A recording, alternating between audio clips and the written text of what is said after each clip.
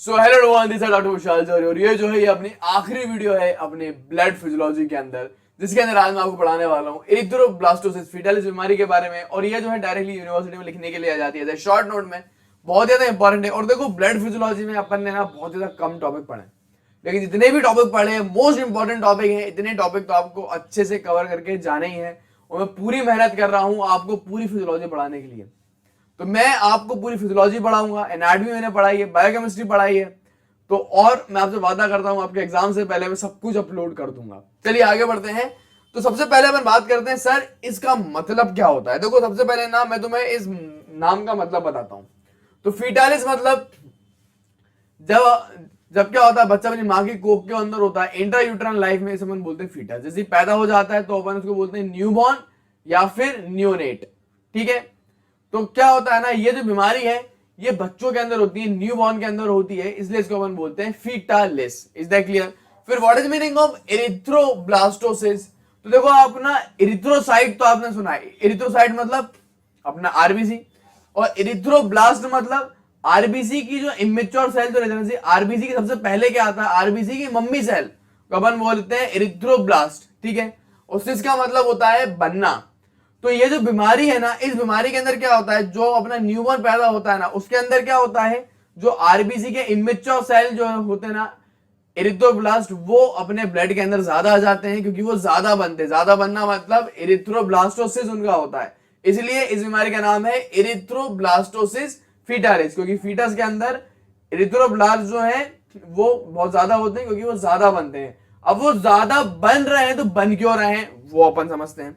अब क्या होता है ना, ये जो एरिथ्रोब्लास्टोसिस फीटालिस बीमारी जो है ये एक तरीके की हीमोलाइटिक डिसीज है। What is the meaning of haemolytic disease? Haemolytic disease का मतलब वो सारे डिसीज जिसके अंदर अपनी आरबीसी टूट जाती है, और यहाँ पे आरबीसी टूट रही है। अब क्योंकि आरबीसी टूट रही है तो वो बॉडी ना जीने के लिए बनी है, चाहे वो बच्चा ही क्यों ना हो। अब न्यूबॉर्न के अंदर क्या हो रहा है ना, अपनी आरबीसी टूट रही है, हीमोलाइटिक डिसीज है। क्योंकि आरबीसी टूट रही है तो बच्चे की बॉडी क्या करती है, ज्यादा से ज्यादा अपनी नई आरबीसी बनवाती है, और उसके कारण क्या होता है ना, इमेच्योर आरबीसी जो रहती है ना, वो भी ब्लड सर्कुलेशन में भेज देती है। मतलब कि जो अपना एरिथ्रोब्लास्ट जो होता है ना, वो मिच्योर होकर बनता है एरिथ्रोसाइट। अब बॉडी के पास टाइम ही नहीं कि उतना वो वेट करे, तो वो एरिथ्रोब्लास्ट को ही ब्लड सर्कुलेशन में भेज देता है, वो ज्यादा से ज्यादा एरिथ्रोब्लास्ट बनते हैं। इसलिए इस बीमारी का नाम है एरिथ्रोब्लास्टिक फीटालिस। क्यों हो रही है? क्योंकि एक तरीके की हीमोलाइटिक डिसीज है। चलो, ये इतना तो आपको समझ में आ गया होगा। अब तुम्हें ये समझ में आना चाहिए कि सर ये हीमोलाइटिक डिसीज है तो है क्यों? क्योंकि यहां पे अपना हो जाता है ड्यू टू आरएच इनकॉम्प्लेबिलिटी। अब what is meaning of Rh incompatibility? अब इससे पहले अपन ने पढ़ा था एओबी ब्लड ग्रुपिंग। ठीक है, अब ये अपन पढ़ेंगे RH blood grouping. RH blood grouping आपको पता ही है, जिस इंसान में भी आरएच एंटीजन होता है उसे हम बोलते हैं पॉजिटिव, और जिसमें भी आरएच नहीं होता उसे हम बोलते हैं नेगेटिव। तो यही आरएच इनकॉम्प्लेबिलिटी के कारण बच्चों के अंदर, न्यूबॉर्न के अंदर हीमोलाइटिक डिसीज हो जाती है। अब इसको मैंने थोड़ा और अच्छे से आपको एक्सप्लेन करता हूं तो आपको ज्यादा अच्छे से समझ में आएगा। अब आप यहाँ पे देखो, तो सिंपल सा फ्लोचार्ट अगर तुम समझ गए ना तो तुम्हारा काम हो जाएगा। तो एक्चुअली वो होता क्या है, मान लो कि जो अपना फादर है वो जो है अपना आरएच पॉजिटिव है, मतलब फादर के अंदर क्या है, जो उसकी जो आरबीसी है फादर की, उसमें अपना आरएच एंटीजन प्रेजेंट होता है। तो मान लो अपना फादर आरएच पॉजिटिव है, वही मदर जो है वो आरएच नेगेटिव है। तो मदर की आरबीसी में क्या होता है, अपना आरएच एंटीजन नहीं होता, इसलिए मदर अपनी आरएच नेगेटिव है। लेकिन पता है क्या होता है, बच्चा जब पैदा होता है ना, तो क्या होता है ना, वो अपना आरएच पॉजिटिव ही निकलता है, क्योंकि फादर पॉजिटिव है। अब सर ऐसा क्यों होता है, तो अब मैं आपको समझाता हूं ये कैसे होता है। देखो क्या होता है ना, जेनेटिकल लेवल पे देखा जाए तो जब अपना आरएच जीन जो होता है ना, वो अपना एक डोमिनेंट जीन है। अगर मैं उसको एक्सप्लेन करूं, आरएच जीन को मैं डी से डिनोट करता हूं, तो क्या होता है ना, आपको पता है सबके अंदर कितने पेयर ऑफ क्रोमोसोम होते हैं, 23 पेयर ऑफ क्रोमोसोम होते हैं, मतलब हर क्रोमोसोम की 2 कॉपी होती है। तो फादर के अंदर क्या रहता है ना, इस तरीके से अपना डबल डी होता है। ये D4 क्या है, अगर डी जीन होगा तो आरएच एंटीजन आ जाएगा। अगर फादर में इस तरीके से होमोजीनियस है कंडीशन, मतलब कि 2 बार डी है, 2 कॉपीज हैं, तब भी वो आरएच पॉजिटिव होगा। और एक बार बड़ा डी है, एक बार छोटा डी है, मतलब एक जीन एक क्रोमोसोम में तो आरएच एंटीजन के लिए जेनेटिक मटेरियल है, दूसरे क्रोमोसोम में आरएच एंटीजन नहीं है, तब भी बॉडी आरएच पॉजिटिव ही होगी। क्यों? क्योंकि आरएच जीन डोमिनेंट जीन है। अगर एक बार भी आरएच जीन है बॉडी में, एक भी क्रोमोसोम में, दोनों में से किसी एक क्रोमोसोम में भी अगर आरएच एंटीजन है, तो आपकी पूरी बॉडी में आरएच एंटीजन ही होगा, क्योंकि आरएच जीन अपना डोमिनेंट जीन है। ठीक है, तो क्या होता है ना, फादर इस तरीके से आपका पॉजिटिव है लेकिन मदर नेगेटिव है। मदर नेगेटिव मतलब पक्के में इसमें 2 बार छोटा डी होगा। छोटा डी मतलब RH जीन है ही नहीं इस क्रोमोसोम में। तो मदर हमेशा क्या होती है, मदर अपनी होती है होमोजीनियस कंडीशन में, और फादर अपना ये भी हो सकता है या तो होमोजीनियस होगा या फिर हेट्रोजीनियस होगा। इसलिए अगर फादर पॉजिटिव है और मदर नेगेटिव है तो हमेशा बच्चा पॉजिटिव ही पैदा होगा। क्यों? क्योंकि बच्चे के अंदर क्या जीन होगा, बच्चे के अंदर एक जीन पापा से आएगा, तो पापा तो क्या है, पापा तो पॉजिटिव है। पॉजिटिव है मतलब उसके अंदर एक डी तो है ही है, तो एक डी पापा का आ गया फादर का, और एक आया मदर का। मदर का तो अपना यही था, मदर का तो अपना छोटा डी था, नेगेटिव था। तो हमेशा याद रखना बच्चा हमेशा अपना RH पॉजिटिव ही पैदा होगा अगर फादर पॉजिटिव है और मदर नेगेटिव है। तो अब सारी चीज ना यहीं से हो जाती है खराब। सो मान लो कि अगर फादर पॉजिटिव है मदर नेगेटिव है और बच्चा आपका कैसा पैदा हो रहा है, बच्चा आपका हो रहा है RH पॉजिटिव बच्चा पैदा हो रहा है। तो इस कंडीशन में ना होता क्या है, जब पहली डिलीवरी होती है तो कोई भी दिक्कत नहीं आती, पहली डिलीवरी बड़े आराम से हो जाती है, बच्चा जो है ना माँ की कोख से बाहर निकल जाता है। लेकिन पहली डिलीवरी के टाइम में क्या होता है ना, बच्चे का पॉजिटिव ब्लड माँ के अंदर चला जाता है, हल्का सा माँ के अंदर चला जाता है पॉजिटिव ब्लड। अब क्या होता है, क्योंकि माँ में तो नेगेटिव था, RH नेगेटिव था, और बच्चे का RH पॉजिटिव ब्लड चला गया, तो मदर के लिए ये RH पॉजिटिव ब्लड, पॉजिटिव मतलब एंटीजन, तो मदर के लिए एंटीजन आ गया, एक तरीके से पॉजिटिव एंटीजन आ गया। और एंटीजन के प्रति क्या बनती है, एंटीजन के अगेंस्ट बनती है एंटीबॉडी। तो जितना भी खून बेबी का मदर के अंदर आया है उसके अगेंस्ट क्या होगा, मदर की बॉडी में इस तरीके से एंटीबॉडी बन जाएगी। ये एंटीबॉडी यहां पे बन गई, ठीक है, एंटीबॉडी बन गई। तो मदर में तो कोई भी रिएक्शन नहीं होगा इसका। क्यों? क्योंकि मदर का खून कैसा है, मदर का खून नेगेटिव है। नेगेटिव मतलब उसकी RBC के अंदर RH एंटीजन ही नहीं है, नेगेटिव है, तो एंटीबॉडी काम ही नहीं कर पाएंगे। एंटीबॉडी बस बन गई है लेकिन वो है किसी काम की नहीं। क्यों? क्योंकि मदर के अंदर तो RH नेगेटिव है ना, एंटीजन। लेकिन जब मदर सेकेंड टाइम मदर फिर से अपनी क्या होती है, सेकेंड टाइम मदर होती है प्रेग्नेंट, मतलब ये क्या है, ये मदर के अंदर तो इस तरीके से एंटीबॉडी बन गई नेगेटिव मदर के अंदर, और जैसे ही मदर सेकेंड टाइम अपनी प्रेग्नेंट होगी तो क्या होता है ना, नॉर्मल बेबी के फॉर्मेशन में तो कोई दिक्कत नहीं आती, but same at the time of delivery जब अपन डिलीवरी करवाते हैं तो मदर का जो ब्लड है वो क्या होता है, बेबी के अंदर चला जाता है। अब मदर का ब्लड बेबी के अंदर जाता है तो क्या होता है, मदर के अंदर क्या है, मदर के अंदर है एंटीबॉडी, किसके अगेंस्ट, RH एंटीजन के अगेंस्ट, ठीक है। और बेबी का खून कैसा है, बेबी का खून है RH पॉजिटिव, मतलब बेबी के खून में RH एंटीजन है, समझ रहे हो आप। तो बेबी क्या था, अपना RH पॉजिटिव था, मतलब उसके RBC में RH एंटीजन है, इस तरीके से। यहां से दोबारा लेना नहीं, बेबी में क्या है, यहां से इतना लिखने के बाद, और बेबी में क्या है, बेबी में अपना RH पॉजिटिव खून है, मतलब कि बेबी के RBC में क्या है, RH एंटीजन है, ठीक है। तो बेबी के खून में RH एंटीजन है, तो क्या हुआ, बेबी के खून में RH एंटीजन ऑलरेडी प्रेजेंट है क्योंकि बेबी तो पॉजिटिव है। और मदर ने क्या करा, सेकंड डिलीवरी के टाइम क्या होता है ना, मदर का खून प्लेसेंटा से पास होकर अपना चला जाता है बेबी के अंदर, और बेबी के अंदर क्या जाता है, अपना जाता है RH एंटीबॉडी। जैसे ही एंटीजन एंटीबॉडी एक दूसरे से चिपकते हैं वो बनाते हैं एग्लूटिनेशन, और यहां पे होती है हीमोलाइटिक डिसीज। बच्चे का जो खून है उसके अंदर हीमोलाइसिस होने लगता है और यहां पे हो जाती है हीमोलाइटिक डिसीज, बच्चे का सारा खून टूटने लगता है। Is it clear? आपको मैकेनिज्म समझ में आया क्या हुआ? पहली डिलीवरी में कुछ भी नहीं हुआ, अब बड़ा आराम से हो गई, बस पहली डिलीवरी के कारण क्या हुआ, बच्चे का थोड़ा सा खून मदर में गया जिस कारण मदर के अंदर एंटीबॉडी बन गई RH एंटीजन के अगेंस्ट। सेकेंड डिलीवरी में, सेकेंड जब कंसीव हुआ बेबी, तो उसकी डिलीवरी के टाइम में क्या होता है, उसकी डिलीवरी के टाइम मदर का खून चला जाता है बेबी में, क्योंकि मदर का खून क्या बेबी के अंदर, मदर के खून में क्या था, मदर के खून में अपना इस तरीके से प्रेजेंट होता है एंटीबॉडी, क्योंकि मदर के खून में अपनी प्रेजेंट थी एंटीबॉडी RH के अगेंस्ट, और बेबी तो ऑलरेडी RH पॉजिटिव है, तो एंटीजन एंटीबॉडी रिएक्ट करेंगी और इस तरीके से अपना हो जाएगा एरिथ्रोब्लास्टोसिस फीटालिस डिसीज। अब मैं आपको बताता हूं क्या क्या सिम्टम होते हैं इसके, मतलब बेबी कैसा आपको दिखाई देगा, वो सारे सिम्टम आपको मैं दिखा देता हूं। तो देखो ये जो है ना, ये रियल है पिक। सबसे पहले बेबी के अंदर क्या होगा, बेबी के अंदर होगा जॉइंटिस। जॉइंटिस क्यों हो रहा है, क्योंकि जरूरत से ज्यादा RBC टूट रही है।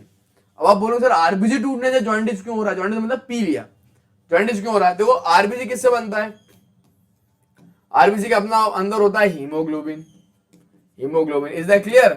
और हीमोग्लोबिन किससे बनता है, एक ग्लोबिन और एक हीम वाला पार्ट। तो ये हीम वाला पार्ट है ना, जब आरबीसी टूटेगी तो हीमोग्लोबिन टूटेगा, और हीमोग्लोबिन टूटेगा तो हीमोग्लोबिन से अपना निकलता है बिलीरुबिन, और बिलीरुबिन जो है ये एक पिगमेंट है। इसी पिगमेंट के कारण अपनी स्किन पीली कलर की पड़ जाती है। तो जरूरत से ज्यादा आरबीसी टूटने से जरूरत से ज्यादा हीमोग्लोबिन टूटेगा, जरूरत से ज्यादा हीमोग्लोबिन टूटने से अपने निकलेगा ज्यादा बिलीरुबिन, और ज्यादा बिलीरुबिन के कारण बच्चे के अंदर जॉन्डिस हो जाएगा। जॉन्डिस होने के कारण बच्चे के अंदर अनीमिया भी होगा। अनीमिया क्यों हो रहा है? अनीमिया का मतलब क्या होता है कि ब्लड कम हो जाए। यहाँ पे तो ब्लड टूट ही रहा है ना, हीमोलाइटिस डिसीज है ना ये, इसलिए बच्चों को होगा अनीमिया। और एक और डिसीज हो जाती है, इसको हम बोलते हैं Kernig-terrace. What is meaning of Kernig-terrace? देखो क्या होता है, आपको पता है अपने ब्रेन के अंदर नॉर्मल एनाटॉमी में मैंने आपको पढ़ा है, अपना होता है ब्लड ब्रेन बैरियर। नहीं है तो ऐसे समझ लो कि ब्रेन का जो ब्लड सप्लाई जो होता है ना, मतलब ब्रेन को ब्लड सप्लाई होने से पहले वहां पे एक छलनी होती है, एक बैरियर होता है, उसे बोलते हैं ब्लड ब्रेन बैरियर। वो क्या फालतू के सब्सटेंस ब्रेन के अंदर नहीं पहुंचने देता ब्लड के थ्रू, ठीक है। लेकिन क्योंकि बेबी अभी पैदा हुआ है, न्यू बॉर्न है, तो न्यू बॉर्न के अंदर ब्लड ब्रेन बैरियर अच्छे से नहीं बनता, तो क्या होता है ना, अभी बॉडी के अंदर क्या है, ज्यादा बिलीरुबिन है, ज्यादा बिलीरुबिन खून के जरिए ब्रेन में जाता है, ब्रेन में जाके डिपॉजिट हो जाता है, और उसके कारण बेबी का ब्रेन में डैमेज होने लगता है। इसी को अपन कहते हैं कर्निक-टेरस।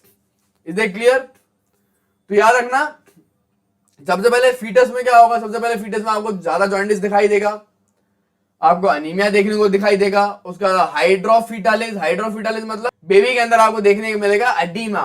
हाइड्रोफिटालिस का मतलब बेबी के अंदर सूजन देखने को मिलेगी, और उसके अलावा बेबी का ब्रेन डैमेज होगा, उसके अंदर होगा कर्निक-टेरस। ब्रेन डैमेज कैसे होता है, क्या है इसके सिम्टम है, वो बता देता हूं। तो बिलीरुबिन जो है वो ब्रेन डैमेज करता है। बिलीरुबिन ब्रेन में कहां पे डिपॉजिट होता है, ब्रेन का एक पार्ट है बेसल गैंग्लिया, वहां पे चला जाएगा। ब्रेन के हिप्पोकैम्पस वाले पार्ट में बिलीरुबिन डिपॉजिट हो जाएगा, जेनिकुलेट बॉडी में डिपॉजिट हो जाएगा, सेरेबेलम एंड क्रेनियल नर्व्स में जाके डिपॉजिट होगा। अब क्योंकि बेबी का ब्रेन डैमेज हो रहा है, तो क्या क्या सिम्टम देखने को मिलेंगे? सबसे पहला सिम्टम ये है कि बेबी जो ना रोएगा, और बहुत धाड़ धाड़ के हाई पिच में रोएगा। ब्रेन जो है ना अपनी मसल की टोन नहीं बना पाएगा, तो हाइपोटोनिया हो जाएगा। और क्या होगा ना, बेबी का हेड जो है ऐसे आर्च हो जाएगा, ये तो होगा ही होगा। उसके अलावा बेबी बहुत ज्यादा सोएगा, स्लीपी होगा, लेथार्जिक मतलब ज्यादा थका हुआ रहेगा, ज्यादा एक्टिविटीज नहीं करेगा वो। ये सारे सिम्टम है कर्निक-टेरस के। उसके अलावा क्या रहता है, अगर डिजीज ऐसी प्रोग्रेस होती जाती है तो हाइपरटोनिया भी हो सकता है बाद में, अगर डिजीज और प्रोग्रेस हुई। उसके अलावा एडवांस कंडीशन में, जब डिजीज बहुत ज्यादा डैमेज हो जाए, एडवांस कंडीशन में क्या होगा, बेबी मिल्क नहीं पी पाएगा, सकिंग रिफ्लेक्स अच्छे से नहीं होगा। उसके अलावा इरिटेबिलिटी रहेगी, हमेशा रोता रहेगा, चिड़ा हुआ रहेगा बच्चा, इस तरीके के सिम्टम देखने को मिलते हैं। अब बात आती है, सर यार अब आप तो हमें ये बता दो इस डिसीज की प्रिवेंशन क्या है। देखो अब इस डिसीज को प्रिवेंशन करने के लिए एक ही तरीका है, if the mother is found to be Rh negative and the foetus is Rh positive, anti D antibody should be administered to mother at 28 and 34 week of gestational as the prophylactic measure। Simple सी बात है, अगर mother अपन को पता है negative है और baby positive है, तो अपन को करना क्या है, एक इंजेक्शन आता है, जिसका इंजेक्शन किसका इंजेक्शन, जो एंटीबॉडी होती है ना, एंटीबॉडी डी, ये वही एंटीबॉडी है जो आरएच एंटीजन के अगेंस्ट बनती है। तो अपन को क्या करना है, मदर को बनी बनाई एंटीबॉडी देनी है, कौन सी, एंटी-डी एंटीबॉडी। अब उसके कारण क्या होगा, अगर आप मदर को बनी बनाई एंटीबॉडी दे दोगे, उसको बोलते हैं पैसिव इम्यूनिटी प्रोवाइड करना। अगर आप मदर को बनी बनाई एंटीबॉडी दे दोगे तो क्या होगा ना, मदर अगर मान लो जैसे डिलीवरी हुई, डिलीवरी के टाइम में क्या होता है, eight the time of delivery क्या होता है, eight the time of delivery अपना बेबी का ब्लड मदर के अंदर जाएगा, बेबी का ब्लड मदर के अंदर जाएगा तो क्या होगा, मदर आरएच नेगेटिव है, आरएच पॉजिटिव ब्लड गया, तो मदर फिर क्या कर रही थी, उसके अगेंस्ट, उस पॉजिटिव ब्लड के अगेंस्ट एंटीबॉडी खुद बना रही थी, उसको बोलते हैं एक्टिव इम्यूनिटी। अगर एंटीबॉडी खुद बने तो उसको बोलते हैं एक्टिव इम्यूनिटी। और जो एक्टिव इम्यूनिटी जो होती है ना, वो ही बहुत खराब होती है, क्योंकि एक्टिव इम्यूनिटी में अपन क्या करते हैं, जरूरत से ज्यादा एंटीबॉडी बना लेते हैं। अब यहाँ पे हो क्या रहा है, यहाँ पे अपन बनी बनाई एंटीबॉडी दे देंगे, अपन बनी बनाई एंटीबॉडी दे देंगे, तो अपन सबसे पहले बहुत कम मात्रा में देंगे वो एंटीबॉडी, और दूसरी वो हो जाएगी पैसिव इम्यूनिटी। पैसिव मतलब अपन ने बनी बनाई एंटीबॉडी दे दी, तो बॉडी फिर क्या खुद से एक्टिवली नहीं बनाएगी और ज्यादा एंटीबॉडी नहीं बनेगी। तो एक स्मॉल क्वांटिटी में एंटीबॉडी होंगी मदर के अंदर। अगर वो सेकेंड टाइम अगर मदर फिर क्या होता है, सेकेंड टाइम अगर वो बेबी कंसीव करती है, तब फिर नेक्स्ट बेबी को ये बीमारी नहीं होगी, क्योंकि मदर ज्यादा एंटीबॉडी एक्टिवली नहीं बनाएगी। तो ये उसका एक प्रिवेंशन है, और इंजेक्शन बहुत महंगा आता है ये वाला। अगर अपन बात करें सेम, मदर अगर नेगेटिव है और डिलीवर कर रही है एक पॉजिटिव बेबी, डिलीवरी के बाद अपन को पता चल गया कि यार मदर जो है नेगेटिव है, वो पहली डिलीवरी उसने कर दी और अपन ने पहले इंजेक्शन नहीं दिया मान लो, तो डिलीवरी के तुरंत 28 आवर बाद अपन को इंजेक्शन लगाना पड़ेगा, यही एंटी-टी का एक बार और, ताकि सेकेंड टाइम जब कंसीव हो तो बेबी को एरिथ्रोब्लास्टोसिस फीटालिस ना है। याद रखना हमेशा पहली डिलीवरी तो नॉर्मल होती है, लेकिन सेकंड डिलीवरी में ही होता है, सेकंड डिलीवरी में ही अपन को प्रिवेंट करना है। अगर मान लो बेबी को फिर भी हो गया तो अपन को खून चढ़ाना पड़ेगा 6 महीने तक। This is all about treatment. अब मैं आपको बताता हूं इसको यूनिवर्सिटी एग्जाम्स में कैसे लिखना है। देखो ये टॉपिक बहुत ही आसान है। देखो एग्जामिनर को चाहिए कि आप इसका लिखो ट्रीटमेंट, बस उसको ये देखना है और साइन और सिम्टम देखने हैं बस, बाकी वो थ्योरी तो खुद ही नहीं पड़ता। तो आपको लिखना बस इस तरीके से, पहले डेफिनेशन डाल दो हल्की सी, पहले हेडिंग डालो, सबसे हेडिंग में लिखो, फिर तरीके से 3-4 पॉइंट लिख देना, ये बीमारी के बारे में ऐसे ऐसी होती है, इस तरीके से होती है। फिर आपको हेडिंग डालनी है फर्स्ट चाइल्ड, पहली चाइल्ड में आपको लिखना है। पहली चाइल्ड में क्या होता है, क्योंकि मदर नेगेटिव है पॉजिटिव है, डिलीवरी के टाइम हल्का सा ब्लड चला जाएगा और मदर ऐसी एंटीबॉडी बना लेगी, तो पहली डिलीवरी तो बड़े आराम से हो गई। ये यहाँ पॉइंट में भी लिखा है, usually the first child escape the complication.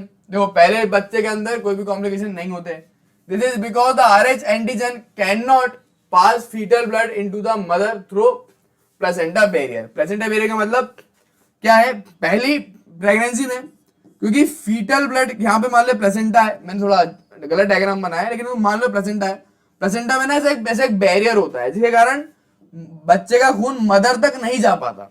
लेकिन जब डिलीवरी होती है ना, डिलीवरी के टाइम जब प्लेसेंटा निकलता है तब स्मॉल क्वांटिटी जो ब्लड है ना किसका, बच्चे का, वो मदर में जाता है, इसलिए डिलीवरी के टाइम ही एंटीबॉडी बन जाती। डिलीवरी के टाइम ब्लड जाता है, उसके बाद फिर एंटीबॉडी बनती है मदर के अंदर। At the time of delivery of child the RH antigen from foetal blood में लीक, मतलब हो सकता है लीक हो जाए मदर ब्लड में प्लेसेंटा DH अटैचमेंट के कारण। During postpartum period, postpartum period मतलब डिलीवरी के बाद टाइम को बोलते हैं पोस्टपार्टम पीरियड। क्या होता है, कुछ महीनों बाद मदर के अंदर इस तरीके से एंटीबॉडी बन जाती है RH के अगेंस्ट, ठीक है। फिर दिक्कत आती है सेकेंड चाइल्ड में, तो यहाँ पे ये लिखा है when the mother conceive second time, जब मदर सेकेंड टाइम कंसीव करती है तो क्या होता है, foetus happen to be RH positive again. RH positive again का फिर से बच्चा होगा। RH एंटीबॉडी जो है ना मदर की, वो क्या क्रॉस कर जाती है प्लेसेंटा का बैरियर और फीटस में एंटर कर जाती हैं, और फीटस ब्लड के अंदर क्या हो जाता है, अपना जॉन्डिस हो जाता है, मतलब कि एरिथ्रोब्लास्टोसिस फीटालिस बीमारी हो जाती है। Thus the RH antigen cannot cross the placenta barrier whereas the RH antibody can cross। हाँ ये इसी तरीके से याद रख लेना। अब ये चीजें तुम्हें याद रखनी पड़ेगी। अब क्या होता है ना, मान लो मदर है और ये क्या बच्चा है फीटस, अब इन दोनों को कौन कनेक्ट कर रहा है, वो कनेक्ट कर रहा है प्लेसेंटा। अब प्लेसेंटा में ना ऐसा एक बैरियर होता है, छलनी होती है। अब इस छलनी के कारण क्या क्रॉस कर सकता है, क्या क्रॉस नहीं कर सकता, वो तुम याद रख लो।